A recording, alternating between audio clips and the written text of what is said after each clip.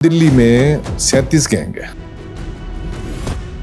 37 gang है जो operate कर रहे हैं। खाली गरीब ही क्राइम करता है, क्या अमीर क्राइम नहीं करते? जेल जो है एक तरह का गार्बेज डंप है सोसाइटी का। अगर बाहर करप्शन है तो यहाँ तो उल्टा सवा करप्शन होनी चाहिए, क्योंकि सारे लोग नेगेटिव हैं। जो फोटोज आती हैं, कोई मालिश करा रहा है, कोई फ्रूट्स खा रहा है, कोई हीरोइंस मिलने जा रही हैं, ये कैसे पॉसिबल हो पाता है? एक इम्प्रेशन ऐसा क्रिएट किया गया था कि जेलें जो चला सकते हैं एक पार्टिकुलर कास्ट के लोग चला सकते हैं या पार्टिकुलर स्टेट के लोग हैं चला सकते हैं, दिल्ली वाले तो जेल चला ही नहीं सकते। लॉरेंस बिश्नोई जेल से पूरा ऑपरेट कर रहा है, गोल्डी बराड, पता नहीं क्या, नीरज भवानिया। इन्होंने क्राइम क्यों किया? खाली और पैसे के। उस टाइम पे जो आतंकवादी थे, जब उनको पंजाब में ले जाया जाता था तो बड़ी अनयूजुअल सी रिक्वेस्ट वो कोर्ट को करते थे कि आप हमें हैंडकप्स और फेटर्स लगा के पंजाब में भेजो।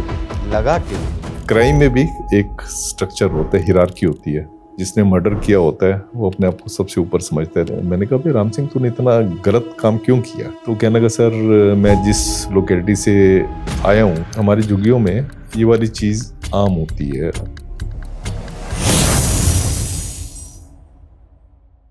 एक जगह होती है जहां क्रिमिनल्स होते हैं, जहां एक से एक गैंगस्टर्स होते हैं और टेररिस्ट भी होते हैं, लेकिन इन सब के साथ एक और आदमी होता है जिसके चारों तरफ सब कुछ घूमता है। वो होता है जेलर। अगर बात भारत के सबसे बड़े और सुरक्षित जेल तिहाड़ की हो तो एक ही नाम बार बार सामने आता है, सुनील गुप्ता जी का। आज के पॉडकास्ट के गेस्ट सुनील गुप्ता ही। तो अब एक बहुत पुरानी कहावत है कि अब तो जेल जाना पड़ेगा, जेल की रोटी खानी पड़ेगी, जेल का पानी पीना पड़ेगा। तो जेल की रोटी कैसी होती है?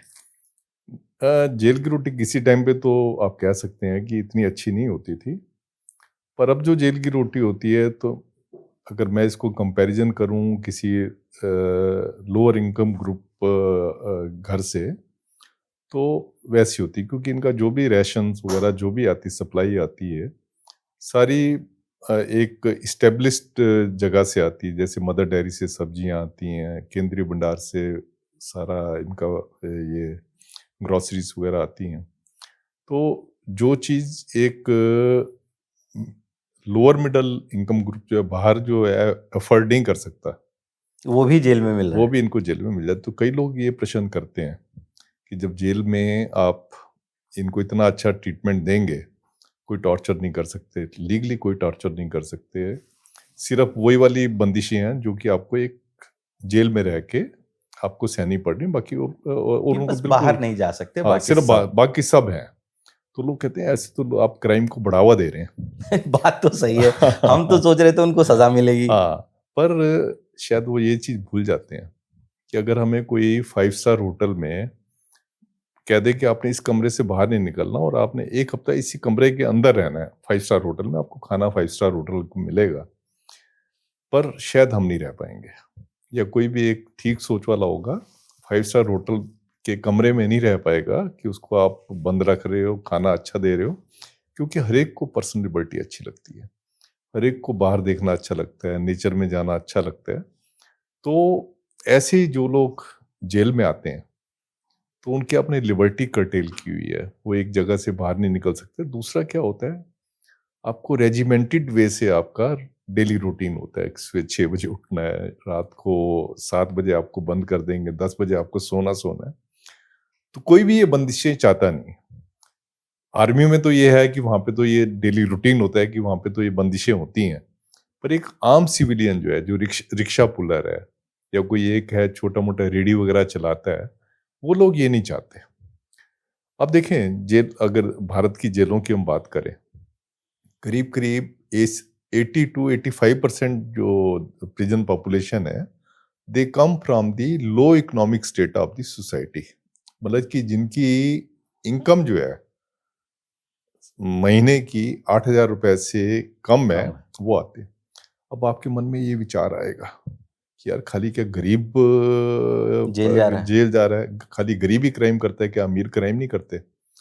पर होता ये है कि जो लोग मिडिल क्लास भी क्राइम करते हैं, अमीर भी क्राइम करते हैं, पर वो अपने आप को जेल की सलाखों से बचा लेते हैं, क्योंकि उनके पास इतनी पावर है, पैसा पैसा। है, कि वो सिस्टम को या तो खरीद लेते हैं या सिस्टम को मैनिपुलेट कर लेते हैं, वो जेल में नहीं आते। सर जबकि आपने बड़े-बड़े इतना क्रिमिनल तो बाहर ही हैं। अच्छा मेंशन किया यहाँ हुँ, कि सिस्टम के बारे में कि जेल का सिस्टम ऐसा होता है, पैसे से मैनिपुलेट हो हुँ, सकता है। ब्लैक वॉरेंट में भी हमने हाँ। सब पढ़ा और जी, जी, देखा जी। है। जी, जी। अम, तो ये जो पूरा जेल का सिस्टम है, वो क्या सिस्टम होता है और पैसे से कैसे मैनिपुलेट हो जाता है?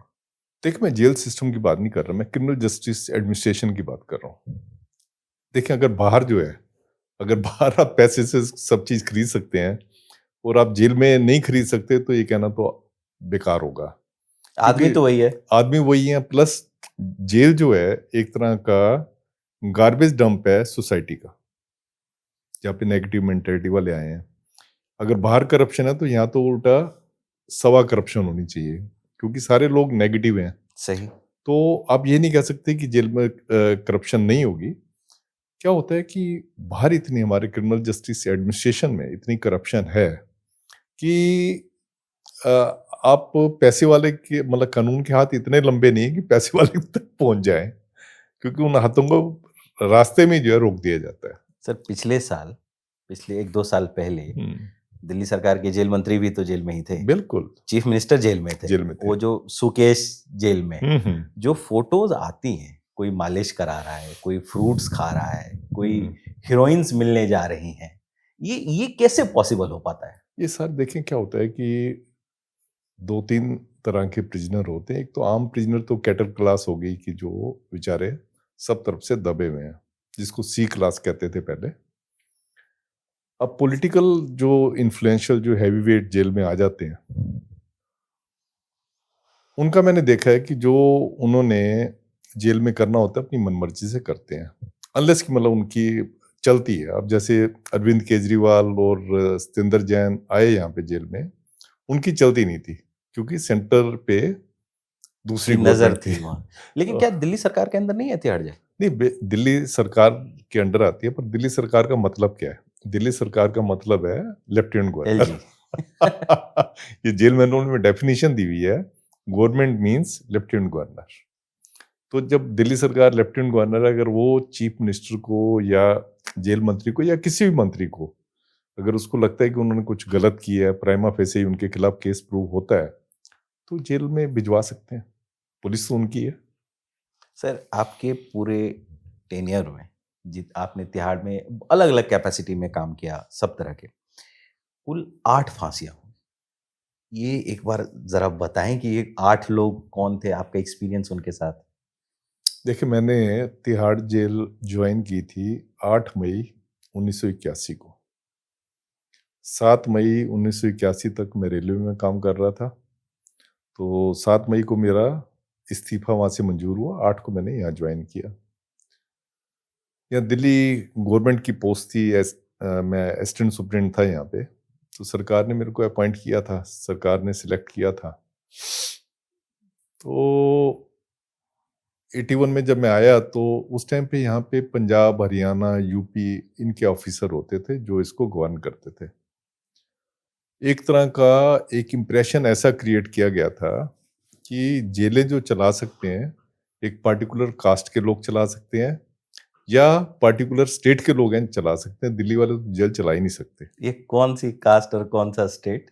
ये वो अंडरस्टूड है, नाम लेना ठीक नहीं है। तो ऐसा था, स्टेट तो मैंने बताया आपको हरियाणा, पंजाब और मतलब वो मान ये के चल रहे थे कि इस तरह का नेचर हो, हाँ, ब्रूटैलिटी हो हाँ, तो हाँ, चलेगा। बस बिल्कुल आपने ठीक कहा है। तो फिर मैंने तो 81 में ही आप लगाएँ, मैंने 1979 में मैंने लॉ पूरी की थी कैंपस लॉ सेंटर से। तो फिर रेलवे में अच्छी किस्मत थी कि रेलवे में लग गया, उसके बाद फिर मैं यहाँ पे आ गया। तो उनको ये था कि दिल्ली वाले तो जेल चला ही नहीं सकते। हमारा सबसे पहला बैच था जो दिल्ली का, जो जेल चलाने के लिए भर्ती किया गया। हम उस टाइम पे 4 या 5 ऑफिसर थे जो 1981 में आए थे।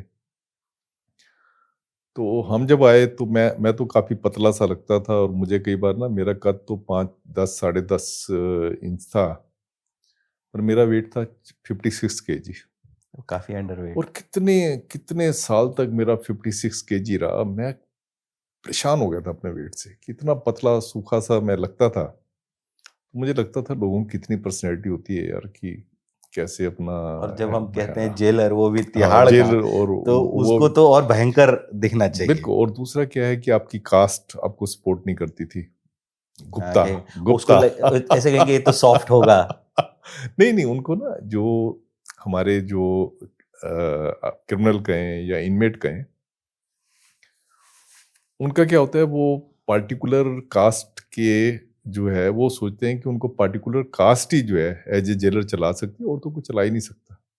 तो उस तो टाइम आपकी किताब में भी मेंशन है त्यागी हाँ, गैंग का, हाँ, हड्डी गैंग का। हड्डी गैंग, कीकड़ी गैंग, बड़े बड़े सारे क्या गैंग है थे। सर, ये सब थोड़ा बताइए ना।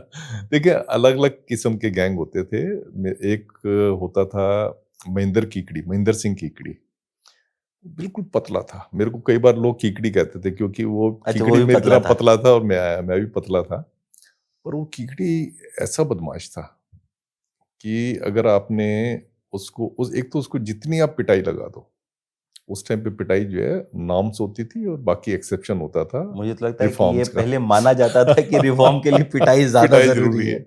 तो उसकी जितनी आप पिटाई लगा लो, वो पत्नी उसमें कहाँ से इतनी ताकत आ जाती है, दोबारा खड़ा हो जाता था। और आज जैसे हमें लगता था यार ये तो हमने इसको बहुत मार दिया है, मर ना जाए, अगले दिन फिर वो खड़ा होता था और आपके लड़ने के लिए तैयार होता था। ऐसी खच्चर गैंग होता था उस टाइम पे, त्यागी गैंग होता था, और ऐसे कई सारे छोटे मोटे गैंग थे। देखिए आजकल जो है गैंग बने हुए हैं, ये बने हुए हैं कि और पैसे के लिए गैंग बने हुए हैं।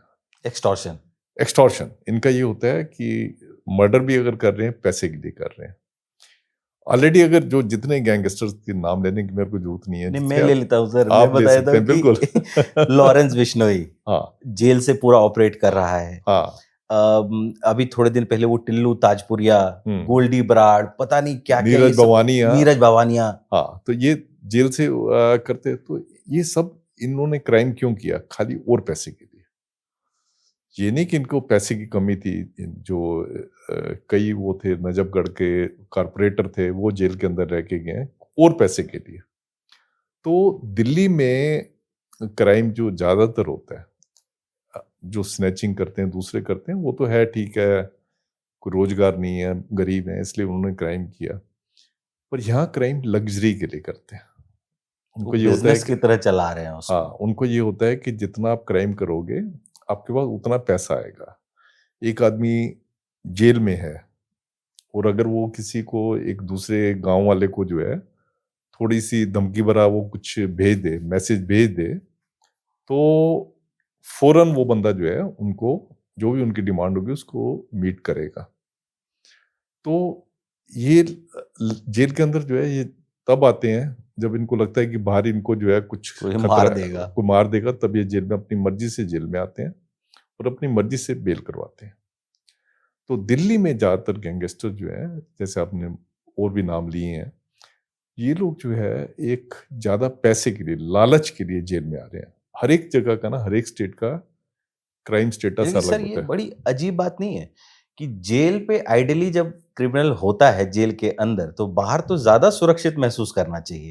यहाँ तो उल्टा हो रहा है। यहाँ उल्टा हो रहा है, यहाँ उल्टा हो रहा है।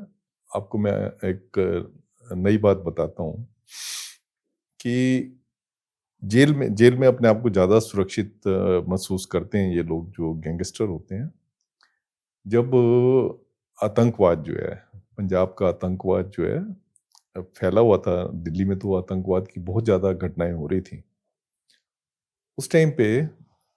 जो आतंकवादी थे, जब उनको पंजाब में ले जाया जाता था, तो बड़ी अनयूजुअल सी रिक्वेस्ट वो कोर्ट को करते थे कि आप हमें हैंडकप्स और फेटर्स लगा के पंजाब में भेजो, लगा के भेजो। लगा के भेजो। हैंडकप्स और फेटर्स, हैंडकप्स और फेटर्स जो है जेल सुप्रीम को पावर नहीं है, ये पावर कोर्ट को है। फैटर्स क्या होता है सर? फेटर्स और बेड़ियां, और पूरा जो वो पूरा चेन पूरे मोटी वाली शरीर को होती जो है है। चेन कर देते हैं उससे। अच्छा। तो वो कहते थे हैंडकप्स और फेटर्स लगा के भेजो। क्यों करते थे वो ये रिक्वेस्ट? क्योंकि उन दिनों में ऐसा बहुत हो रहा था कि पुलिस जो है ले जाती थी, रास्ते में दिखाते थे कि वो जो है अपना टॉयलेट के लिए जा रहा था, एनकाउंटर, एनकाउंटर कर दिया या भाग गया। भाग गया। बाद में पता लगता था कि वो उसको एलिमिनेट कर दिया। तो उनको ये होता था कि जब वो यहाँ से फेटर्स लगा के जाएंगे या हैंडकफ्स लगा के जाएंगे, कम से कम पुलिस ये वाली प्ली जो है नहीं ले सकती। तो बड़ा अनयूजुअल टाइम था कि वो लोग ऐसे प्राप्त वो करते थे, और उनके लिए फायदा भी होता था, क्योंकि जनरली वो जिंदा पहुंच जाते थे और सुरक्षित वापिस पहुंच जाते थे। सुरक्षित आ जाते थे। तो ये हर एक तरह का टाइम होता है। तो गैंग जो है जेल में जो है, जेल में देखें उस टाइम पे 4 या 5 गैंग होते थे जब मैंने ज्वाइन किया था। अब दिल्ली में करीब-करीब वो नहीं तो 37 गैंग है। 37? 37 गैंग हैं जो ऑपरेट कर रहे हैं।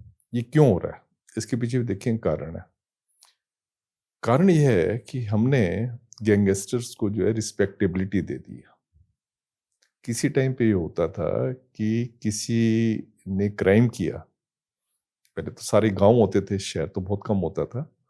तो जो वहाँ की पंचायत होती थी, अगर आपने क्राइम किया, वो आपको या तो आपको गाँव से बेदखल कर निकाला, देगी। बेदखल कर देते थे, निकाला दे देते थे, आपकी हुक्का पानी बंद कर देते थे, आपके घर से कोई रिश्ता नहीं करेगा, सब चीज़ वो होता था, टैबू होता था क्राइम करना।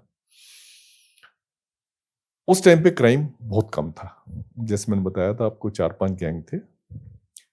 उसके बाद क्या हुआ कि जितने गैंगस्टर हैं, जनरली ये कास्ट लाइन पे डिवाइड हो गए। सही। अच्छा, कास्ट लाइन पे डिवाइड होने से क्या हुआ कि अगर आपने एक कास्ट के गैंगस्टर ने दूसरी कास्ट के गैंगस्टर को मार दिया, तो इस कास्ट का हीरो बन गया वो। वो इस कास्ट का हीरो बन गया और उस कास्ट का वो शहीद बन गया। सही। इलेक्शन लड़ेंगे तो वो जीत जाएंगे, सर यही जीत रहे हैं। ये जीत रहे हैं। तो ये जो चीज रिस्पेक्टेबिलिटी जो दे दी है, उससे क्राइम बहुत बढ़ रहा है। और दूसरा क्या है कि दिल्ली में जो लैंड के जो एक्विजिशन है, लैंड एक्विजिशन बड़ा तेजी से हुआ, जिससे कि क्या है कि जहाँ पे पहले गांव में अपनी खेती करके गुजारा करते थे, वहाँ पे उनको इतना पैसा मिल गया कि वो लोग जो है, उनके बच्चे जो समझ है, में आना बंद हो गया। बच्चे जो थे उनके, उनको लगा कि बस हम तो राजा बन गए, बड़ी बड़ी गाड़ियां खरीद ली, शराब पीनी शुरू कर दी। पहले आप देखें, अगर आप 81 से पहले का देखेंगे, जितने दिल्ली के गांव थे, उनका कल्चर पूरा हरियाणा वाला होता था। सर जो वो हरियाणा गांव ही था। गांव में था, वो हरियाणा से कल्चर मिला होता था। हरियाणा में अगर आप देखेंगे, किसी टाइम पे वहां पे गवर्नमेंट जीत के आती थी, प्रोहिबिशन के उसके नाम के ऊपर शराबबंदी की, तो आप सीएम बन गए। अच्छा, तो हरियाणा में ऐसा हरियाणा हुआ? में ये 70s की बात है। आज तो गुड़गांव सेंटर अब तो है। गुड़गांव सेंटर है और सब जगह शराब इतनी पहुंच गई है। तो धीरे धीरे हमारी वैल्यूज का डिग्रेडेशन हो रहा है। धीरे धीरे जैसे हमारा कास्ट वो जो है, कास्ट सिस्टम प्रोमिनेंस ले रहा है, उसी उससे जो है आपका क्राइम भी बढ़ रहा है और मोरल डिग्रेडेशन तो हो ही रहा है। किसी लिमिट तक आप पैसे के लिए जा सकते हैं। सही। सर एक चीज जैसे मुझे ऐसा लगता है कि जेल आदमी इसलिए भी डरता है कि जेल में उसके साथ कुछ हो जाएगा। एक मतलब सजा से ज्यादा इस बात का डर होता है कि कोई उसको कुछ कर देगा। सो क्या इस तरह की घटनाएं कैसे होती हैं जेल के अंदर? मेरा कहने का मतलब है कि कोई यंग लड़का गया। मैं समझ गया। मैं आप देखें समझ क्या गए होता सर? है, हाँ क्या होता है कि जो जेलर है उसकी पहली ड्यूटी ये होती है, safe and secure custody of the prisoner. जो भी प्रिजनर जेल में है उसके ऊपर कोई अटैक वगैरह ना हो, कोई एक्सटॉर्शन ना हो, सेफ कस्टडी। और दूसरा सिक्योर कस्टडी की वो जेल से भागे ना, या उसको भगाने के लिए बाहर से कोई अटैक ना हो जेल के ऊपर। सबसे पहली ड्यूटी ये होती है। दूसरी ड्यूटी होती है रिफॉर्मेशन, रिहेबिलिटेशन और री इंटीग्रेशन इनटू द सोसाइटी, मतलब दूसरी होगी रिफॉर्मेटिव ड्यूटी। तीसरी ड्यूटी होती है, उसको आपने छोड़ने के बाद जो है आपने उसका एक एडिक्वेट अरेंजमेंट करना है, ताकि जो है वो सोसाइटी में अपने आप को एडजस्ट कर सके। उसके लिए आपका सोसाइटी का सहयोग मिलना बड़ा जरूरी होता है। तो जो सेफ एंड सिक्योर कस्टडी है, उसमें जो फर्स्ट टाइम ऑफेंडर होता है वो तो डरता है। उसने क्योंकि पढ़ा होता है अखबारों में या जो और जगह दिखता कि है अटैक हुआ या एक्सटॉर्शन हुआ, सोडोमाइज्ड कर दिया गया। सोडोमाइज कर दिया, तो वो तो डरता है, जो फर्स्ट टाइम ऑफेंडर होता है। जो पहले एक बार आ चुका है या रिपीटेडली जो आ रहा है, खासकर गैंगस्टर हैं, टेररिस्ट हैं, है ना, किडनैपर है, दूसरे लोग हैं, तो ये लोग जो है हैबिचुअल जो है, इन लोगों के लिए जेल दूसरा घर होती है। तो ये लोग तो जब भी जेल में आते हैं, उतना इनका स्टेटस अपनी सोसाइटी में बढ़ जाता है। खुले में चौड़े में कहेंगे, पता है ना मैं जेल में कितनी बार होके आया हूँ, या मेरा बाप भी जेल में रहा था, मैं भी जेल में रह रहा हूँ, मेरा बेटा भी जेल में रहेगा। कई पहले तो ट्राइब्स होते थे हमारे यहाँ, ऐसे शेड्यूल ट्राइब होते थे जिनको की पहचाना ही जेल से चाहता था। जैसे पुराने टाइम पे जो था, जी अब जी तो जी। सुप्रीम कोर्ट ने इसको बैन कर दिया है। जैसे पुराने टाइम पे जो है कोई ट्राइब होते थे जिनको सांसी जिनको कहते थे, उनका होता था कि वो ड्रग्स बेचते हैं, उनका मतलब उनके साथ पुश्तैनी लेबलिंग धंधा थी, जैसा। या कोई और जाति थी, उनको लगा था कि ये तो डकैत होते हैं। तो सुप्रीम कोर्ट ने अब इस चीज को जो है बैन कर दिया। तो जो फर्स्ट टाइमर होते हैं वो डरते हैं कुछ हो ना जाए। तो ऐसे लोग ही होते हैं जिनका एक्सप्लॉयटेशन होता है, जिनका एक्सटॉर्शन होता है, जिनकी पिटाई होती है। सर जैसे मैं कभी कभी ये भी खबरें पढ़ता हूँ कि कोई अगर रेप के केस में कोई जेल में गया तो बाकी कैदी उसकी पिटाई कर दे रहे हैं। अब ये अपने आप में बड़ी अजीब सी बात है कि जो पिटाई कर रहा है, कोई खून करके आया है, कोई कुछ करके आया है, वो इसको पीट दे रहा है। तो इन सब के पीछे की मानसिकता क्या है? देखो इनके पीछे की क्या होता है, जो क्राइम होता है उसमें भी क्लासेस होती हैं। जैसे कास्ट स्ट्रक्चर हमारा चलता है, वैसे क्राइम में भी एक स्ट्रक्चर होता है, हिरार्की होती है। जिसने मर्डर किया होता है वो अपने आप को सबसे ऊपर समझता है। आप जैसे ब्राह्मण होते हैं हिंदुओं में, तो वैसे अपने आप को ब्राह्मण समझता है वो। और जेल के हायरार्की में टॉप जेल पर की है। हिरार्की, उसके बाद जो जैसे डकैत हो गए, चोर हो गए, तो ये नंबर 2 पे आ जाते हैं। ऐसे ही नंबर 3, नंबर 4 जो रेपिस्ट होते हैं, उनको सबसे नीचे इसलिए माना जाता है कि जो प्रिजनर होते हैं वो ये कहते हैं हमारी भी माँ-बहन है ना? तो हमारी माँ-बहन के साथ कोई ऐसे करता तो हम ऐसे देख लेते। तो इसलिए इनकी पिटाई होती है। हालाँकि ये कोई रूल्स वगैरह में कोई सैंक्शन नहीं है इसकी, पर फिर भी जो कई बार इनकी पिटाई हो जाती है, जो कि गलत है। मैं ये कह रहा हूँ ये गलत है, क्योंकि सेफ एंड सिक्योर कस्टडी जो है, जेलर का सबसे पहला धर्म है। तो ये तो आपका पूरा करियर यही स्ट्रगल हाँ, तो रहा जब है। सबसे पहला धर्म ही आपका जब सेफ एंड सिक्योर कस्टडी है और आपके होते हुए पिटाई हो जाए, तो ये गलत बात है। सर कोई जब आप इतने दिन वहाँ रहे या तिहाड़ में भी जब देखा जाए जो निर्भया वाला हुआ था, सो निर्भया वाले में वो जो अ, जिस बंदे ने वहाँ अपनी जान खुद ले ली थी, तो वो जेल के अंदर ही हुआ था। वो कैसे हो गया? देखिए ऐसा था कि जब मैं बिल्कुल इंडिपेंडेंट आपको बता रहा हूँ, निर्भया के टाइम पे इतना हाइप हो गया था कि आप अगर जो भी निर्भया के अक्यूज थे, अगर आप उनको जिंदा भी जला देते ना, तो कोई कोई सब ताली आपको ही कोई, हाँ, बजाते। उसके बाद आप देखो तेलंगाना में एक ऐसा केस हुआ था, रेपिस्ट को मार दिया था, लोग दिए जला रहे थे। ऐसे और जगह भी हुए, वहां पे भी ये ऐसी चीजें हो रही थी कि क्रिमिनल को मार दिया। अरे भैया, तुम अपने जस्टिस सिस्टम पे विश्वास करो। तुम्हारा जस्टिस सिस्टम है, आपकी डेमोक्रेसी है, आपके पास कोर्ट्स हैं, आप कोर्ट्स पे विश्वास करो। आप शॉर्टर जस्टिस के ऊपर क्यों आप चल रहे हो? जो पुलिस ने मारा है उसने पता नहीं किया भी था या नहीं किया, जो असली क्रिमिनल है वो तो बाहर है और ये दूसरे को किसी पकड़ और के को मार मार दिया। दिया। हाँ, तो मैं निर्भया के टाइम पे भी इतना हाइप चल रही थी, एक तो प्रेस बड़ी हाइप चला देती है।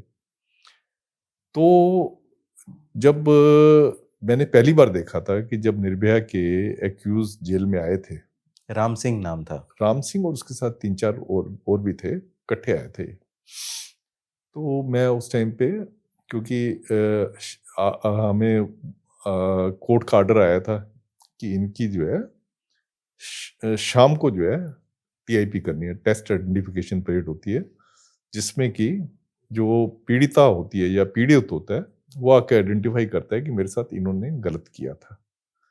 या उसके साथ जो पीड़ित के साथ जो विटनेस होती है, वो आके आइडेंटिफ़ाई करता है कि ये प्रिज़नर थे जिन्होंने गलत किया था।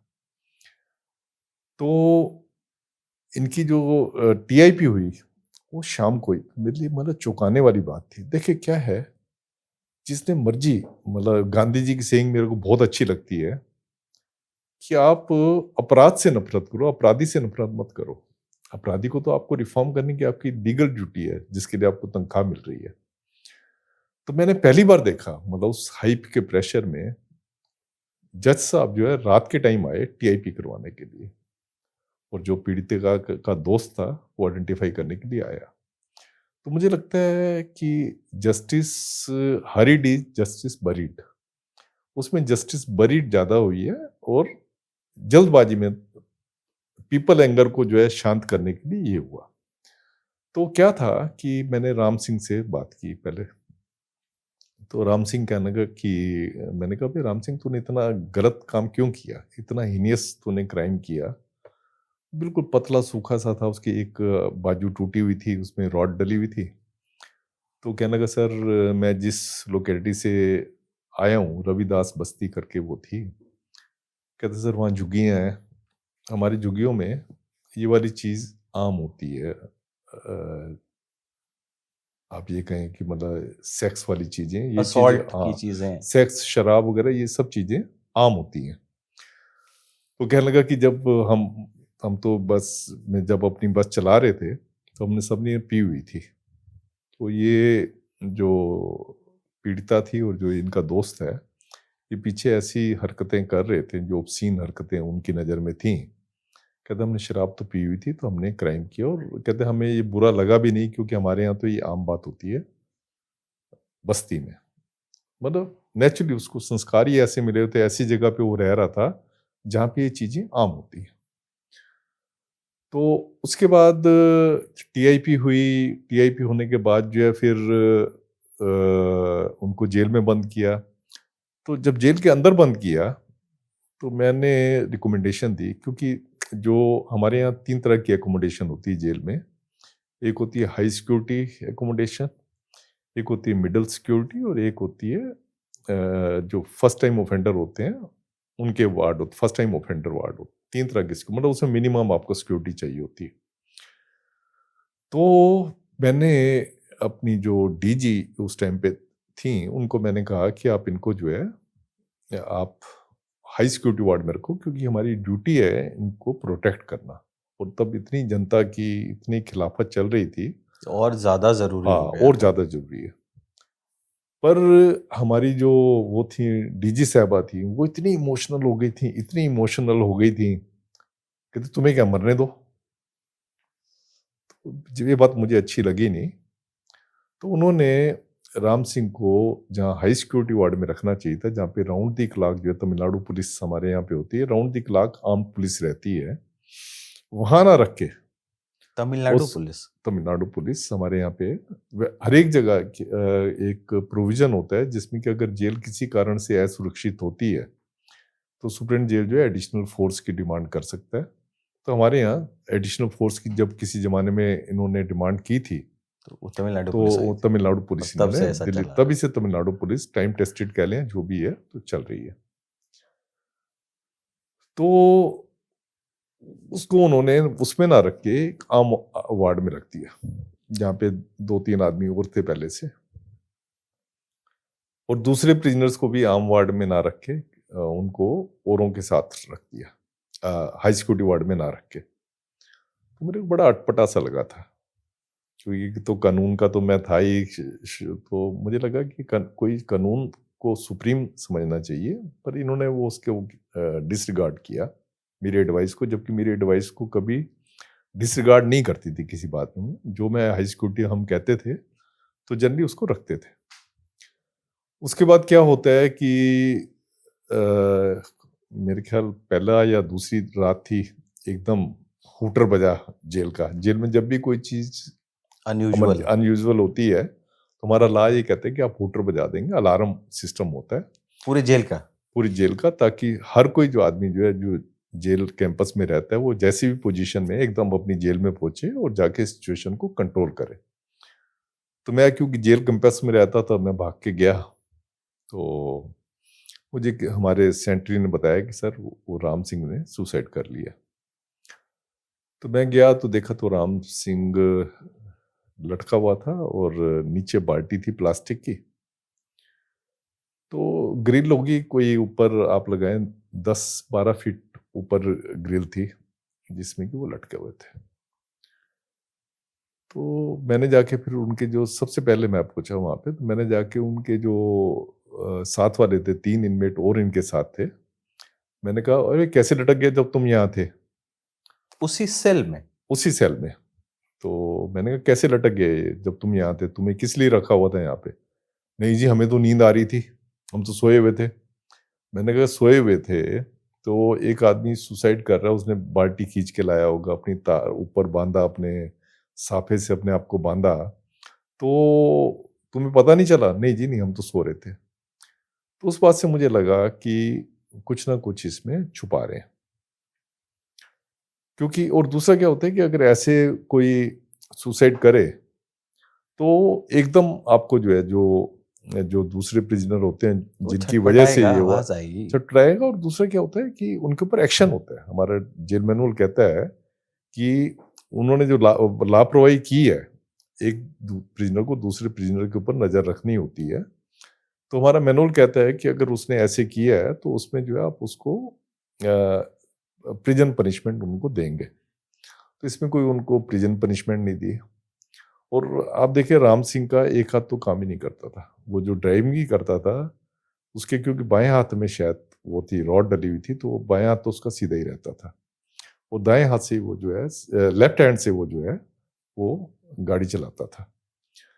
तो फिर बड़ा अनयूजुअल सा लग रहा था कि 10 फीट ऊपर आपकी ग्रिल है और बाल्टी जो है आपकी 2 फीट की उसकी लेंथ होगी। तो उसके ऊपर चढ़ के कैसे वो खुद साढ़े एक पाँच हाथ से लटक गया। हाँ 5.5 फीट का वो था, तब भी 2.5 फीट का जो है उसमें अंतर था। और कैसे उसने एक हाथ से लटका, कैसे अपने आप को बांधा, तो मुझे बड़ा अनयूजुअल लग रहा था। मैंने अपनी रिपोर्ट जो है यही दी कि मैंने कहा मेरे को ये सुसाइड नहीं, मेरे को मर्डर लग रहा है। तो उसके बाद मेरा जो उसके बाद हम अपना रोजमर्रा का जो काम होता है उसमें लग गए। ये कितने बजे की घटना होगी सर ये? ये था शायद अ, रात के 3-1 बजे की बात होगी। तो शायद 3 बजे इतना ही था। तो फिर उसके बाद हमारे यहाँ जब भी किसी की अगर डेथ होती है तो मैजिस्ट्रेट की इंक्वायरी होती है। और मैजिस्ट्रेट की इंक्वायरी के बाद जो है वो उसका पोस्टमार्टम वगैरह होता है और फिर अपनी वो फाइंडिंग देता है कि ये डेथ नेचुरल है या अननेचुरल है। अगर अननेचुरल होती है तो उसमें फिर आगे कानूनी कार्रवाई होती है। अगर नेचुरल है तो उस रिपोर्ट को से उसको डेथ के केस को क्लोज कर दिया जाता है। इसके केस में जब मैजिस्ट्रेट ने इंक्वायरी की, उसने कहा कि इसके विसरा में, जब पोस्टमार्टम हुआ, इसके विसरा में जो है अल्कोहल जो है पाई गई है। आप देखो, अल्कोहल जेल के अंदर पहुंचना, कोई बहुत तगड़ा अगर कोई रिश्वत दे स्टाफ को या कुछ करे तो अल्कोहल अंदर पहुंचती होगी। मैंने तो मतलब ऐसा ये कोई ऐसी बात नहीं है, जब फोन पहुंच रहे हैं, सैटेलाइट, हाँ सब कुछ तो अंदर हाँ पहुंच ही रहा है। हाँ हाँ, सब कुछ पहुंच रहा है, पर शराब, और वो भी एक जो कि बिल्कुल जिसके खिलाफ इतनी पब्लिक है, उसको कोई शराब पिलाएगा? तो तब मेरे को जब ये रिपोर्ट आई तो तब मुझे कंफर्म हो गया कि ये नेचुरल डेथ नहीं है, कोई सुसाइड नहीं है, ये अननेचुरल डेथ है। तो यही मैंने अपनी किताब में लिखा था, क्योंकि जब तक आप नौकरी में हो तो आप अपने विचार तो रख सकते हो, अपनी फाइल पे लिख सकते हो, पर उसको कोई सुने या ना सुने ये आपके ऑफिसर्स के ऊपर हो। तो मैंने तब भी लिख के दिया था अपनी फाइल में कि मेरे को अननेचुरल डेथ लग रही है ये। पर जब ये वाली आई तो ये बिल्कुल ही प्रूव हो गया कि अननेचुरल डेथ है। तो मैंने इसलिए अपनी किताब में लिखा कि ये जिसका काफी रिpercussions भी हाँ, बाद काफी में हुए। रिपरकशन भी हुए। और मेरे हिसाब से अभी भी मेरा यही है कि अननेचुरल डेथ थी। सर मैं कहीं, आपके बहुत सारे पॉडकास्ट हैं, किताब है, कई जगह पढ़े, एक एक दो कैदियों के कहानियां हैं उसमें। एक महिला कैदी हैं जिनका नाम है राजरानी, एक और कैदी हैं जिनके बारे में आपके वो सिरिंज से डराती थी। थोड़ा इनके बारे में बताइए कि ये किस तरह के कैरेक्टर्स हैं? देखिए, कई सारे कैरेक्टर थे। मेरी एक अभी इस पे किताब भी आ रही है जिसमें मैं डिफरेंट कैरेक्टर्स को जो है एक छोटी-छोटी शॉर्ट कहानियाँ करके मैं उसमें लिख रहा हूँ। जैसे चार्ल्स सूबराज का तो मैंने उसमें लिखा ही हुआ है सर कि उस पे कैसे आएँगे, वो तो एक अलग ही चैप्टर है। अब आप फीमेल जेल की बारे में बात कर रहे हैं, तो जैसे राजा रानी का आपने नाम लिया। राजा रानी थी, ये कोई 25-30 साल की महिला होंगी, हैबिचुअल थी, जेल में आती रहती थी, जाती रहती थी।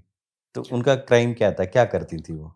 क्राइम था, जेब भी काटती थी, और कई औरतें होती हैं मल्टीपर्पज़ होती हैं। उनको जो क्राइम लगा हाथ में, वो कर वही ली। कर दिया, और अगर वेश्यावृत्ति भी करनी है, तो वो भी कर लिया। ये यंग थी, और इनके ऊपर कई सारे आना-जाना इनका जेल में लगा रहता था।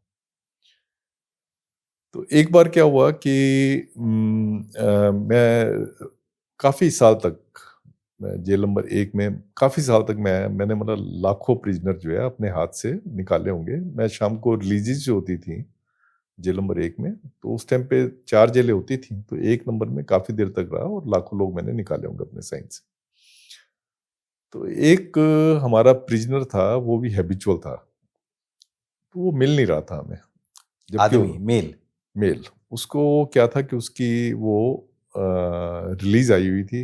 हम उसको अवाइल लगा रहे बार-बार, पर वो आ ही नहीं रहा था। तो फिर हमें किसी ने कहा कि जेल में ना एक इन्फॉर्मेंट सिस्टम बड़ा अच्छा सिस्टम होता है। आई थिंक जेल इसी सिस्टम की वजह से चलता है। जैसे आपने शोले में देखा होगा कि नाई होते हैं, वो सुप्रीटेंडेंट की जब कटिंग कर रहे हैं तो उसके कान में कुछ बात कह दी। तो ये सिस्टम हमारे यहाँ ना अच्छा भी है, कई बार गलत आपको मुखबरी भी मिलती है, पर ये सिस्टम बड़ा अच्छा है। कोई बात अगर होती है ना, तो आपको एकदम पता लग जाती है। तो मुझे किसी ने बताया कि सर, ये राजरानी और ये लड़का हरीश जिसकी जो आपने मेल रिलीज़ था। करनी है, इन दोनों को उसने टॉयलेट में जाते हुए देखा था। फिर जाके पता लगा तो देखा तो दोनों टॉयलेट में थे। तो फिर उसको तो निकालना ही था, हरीश को। फिर राजरानी को हमने पनिशमेंट दी थी। तो हमारे कुछ एक नाम होते थे, राजरानी, डमडम। डमडम। डमडम जो थी, वो भी इलीगल शराब का और नशे पदार्थों का जो है, वो धंधा करती थी। पहाड़गंज वगैरह में काफ़ी फ़ेमस था उसका नाम। वो क्या करती थी, अगर आप उसकी बात नहीं मानते थे, वो छत पे चढ़ जाती थी, बड़ी चुस्त थी, छत पे चढ़ जाती थी। वो छत पे अपने कपड़े उतार देती थी, हैं? और लोग पब्लिक व्यू में जाके कपड़े उतार के डांस करना शुरू कर देती थी। ये तिहाड़ के छत पे हो रहा है? तिहाड़ की मतलब फीमेल वार्ड की छत, फीमेल एनक्लोजर था उस टाइम पे, उसके छत पे डांस करना शुरू कर देती थी। तो इनको जेल स्टाफ के नाक में दम करने के अलग-अलग तरीके, हर एक के अलग-अलग पैतरे होते हैं जिससे वो करते हैं। तो वो इस तरीके से करती अब थी। इसमें कोई उसको कैसे कंट्रोल करेगा? मेल स्टाफ तो समझ में ही नहीं नहीं, आएगा आप कुछ। क्या करोगे? पिटाई आप लगा नहीं सकते। मेन है कि आप उसको ये कह सकते हो कि मत करो, समझा सकते हो, काउंसलिंग कर इसके सकते ज़्यादा हो। कोई कुछ नहीं कर पर हाँ, सकता। इससे ज़्यादा नहीं आप कर सकते, तो आप काउंसलिंग करते थे। अच्छा, फीमेल स्टाफ का क्या होता है कि यहाँ पे एक लालनेस इसलिए भी ज़्यादा होती है, क्योंकि मेल का तो होता है, उनको आपने हाई सिक्योरिटी वार्ड में बंद कर दिया, उसमें सीसीटीवी कैमरा लगे होते हैं, आप 24 घंटे उसको एक्टिविटी को वॉच कर रहे हो। पर फीमेल्स को आप हाई सिक्योरिटी वार्ड्स में इनके होते ही नहीं है, और उसमें बंद भी नहीं कर सकते, लॉ जो है प्रोहिबिट करता है।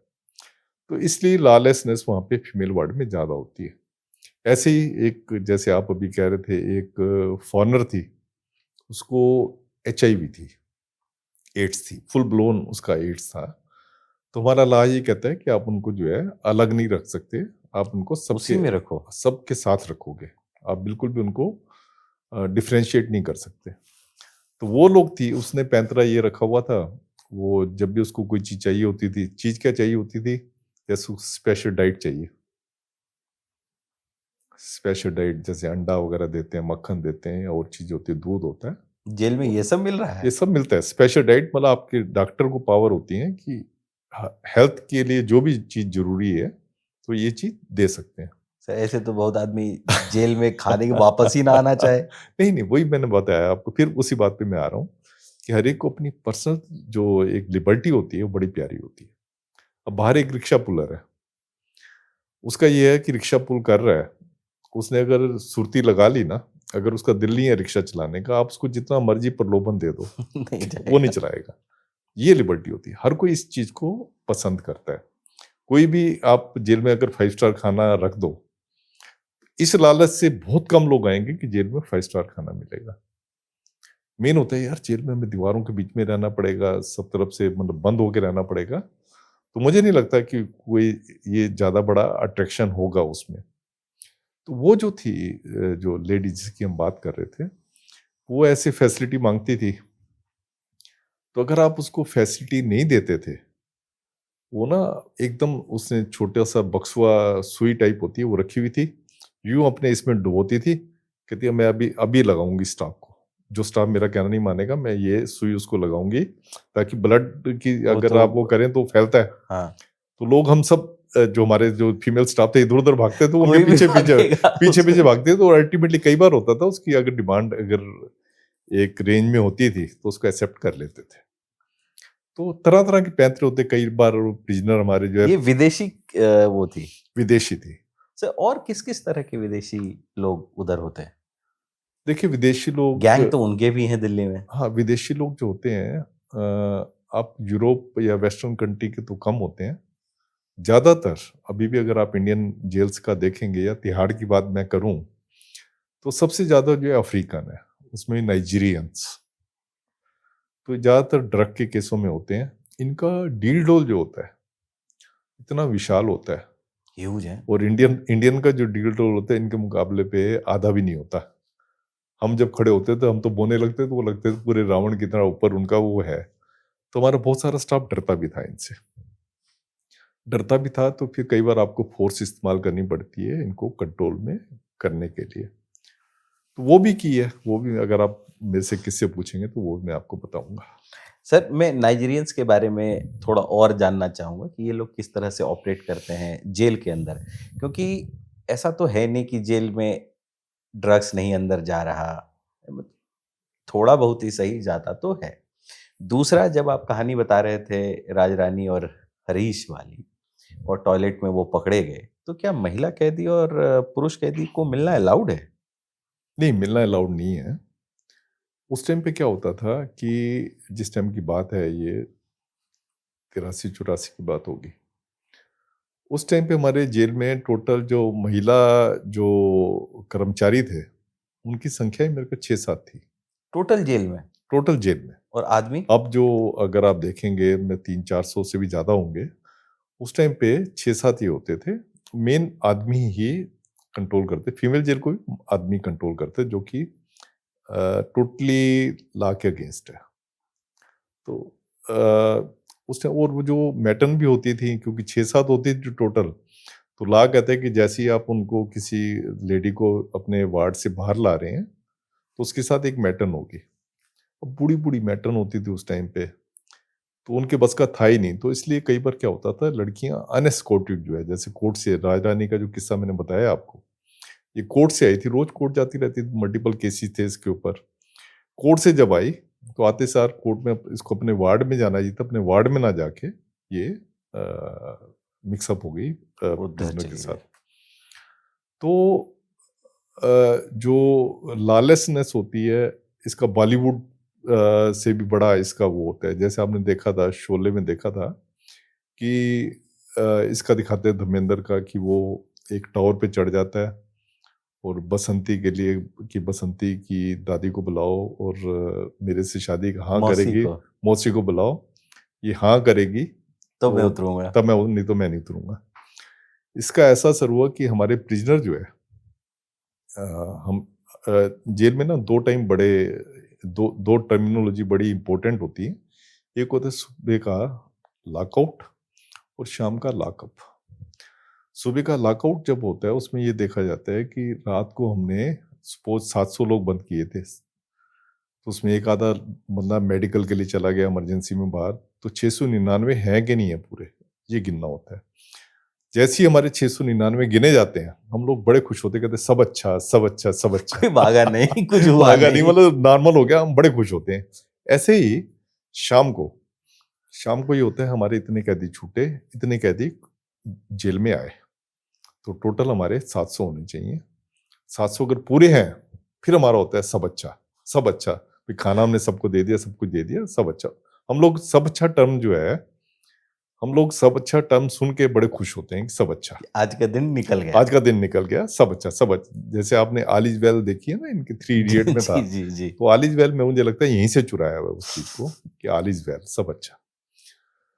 तो जेल में जैसे मैंने आपको बताया सब अच्छा होता है, तो बहुत ही एक खुशी की जो है एक लहर जो है वो कर जाती है, और उस तरीके से हम चलते हैं।